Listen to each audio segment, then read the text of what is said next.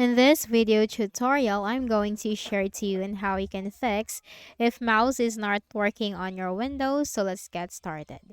So the first thing that we need to do is we need to press Windows key and letter R button together so that the run window will appear. So once the run window is open, you just need to simply type devmgmt.msc. The same thing as what you can see on the screen. It's devmgmt.msc and hit enter. In here, you will find a device manager window. So in order to get into the mice and other pointing devices, then we need to we need to use the arrow keys on our keyboard. So simply use the tab key first and then down arrow key until you can get into mice and other pointing devices.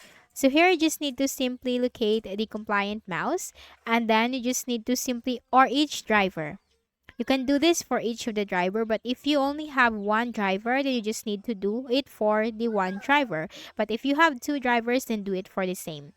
You just need to simply hit enter and then go to the tab key. And then until you get into the general tab, use the right arrow key to go to the driver tab, and then tab key again, down arrow key, or tab key again, select update driver and hit enter. Now this time we need to go with browse my computer for drivers by using the down arrow key and hit enter. Use the down arrow key, or if the down arrow key is not working, use the tab key. Until you can go with the let me pick from a list of available drivers on my computer, hit enter. Then here you just need to simply choose one by one by using the up and down arrow key as to what driver will work for you, and then you have to hit the enter key. And now Windows has successfully updated your drivers. Then we need to close this. So we just need to simply use the tab keys and hit enter. Then we need to close this one.